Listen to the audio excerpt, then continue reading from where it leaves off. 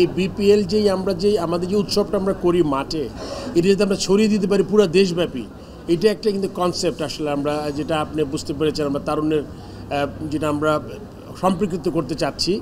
So সেই দিক থেকে বিবেচনা করলে নতুন তো কিছু দেখতে পাচ্ছেন, বেশ কিছু আমরা পদক্ষেপ নিয়েছি যেটা আগে কখনো হয়নি। সো এখন সেটা একটু আগে আমি বলেছি যে এটা আসলে আমরা যত দূর যাব, এগিয়ে যাব, ততটা বুঝতে পারবো যে আমরা কতটুকু সম্পৃক্ত করতে পেরেছি। বাট একটা স্টার্ট হলো, আমার মনে হয় যে এটা সমাপ্তি খুব সুন্দরভাবেই হবে।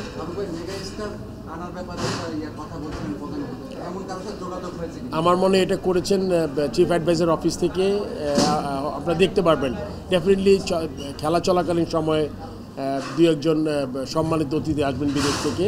সো এটা আসলে আমাদের থেকেও কাজ করছে চিফ অ্যাডভাইজার অফিস। চমৎকার একটা আমার মনে হয় যে আইডিয়া এটা।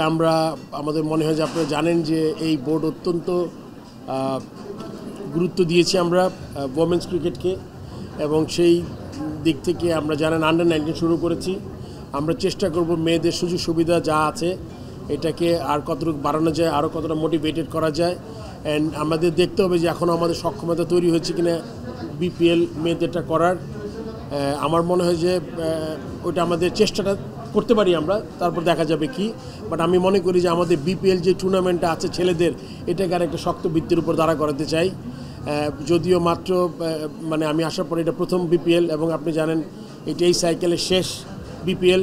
আমরা নেক্সট ইয়ারে যদি মানে আমি থাকি, যেই থাকবে তার থেকে মনে করেন আমি আশা করি যে এরপরে বিপিএলটা যাতে আমি দেখতে চাই যে এই জায়গায়, সেটা হলো গিয়ে একটা বড় ফ্র্যাঞ্চাইজি হিসেবে যাতে উপস্থাপিত হতে পারে, এবং এটা লম্বা সময়ের জন্য হবে। এই প্রতি বছর 2-3টা নতুন টিম, এটা আসলে কখনোই একটা টুর্নামেন্টের জন্য ভালো কোনো খবর না আর কি। ধন্যবাদ।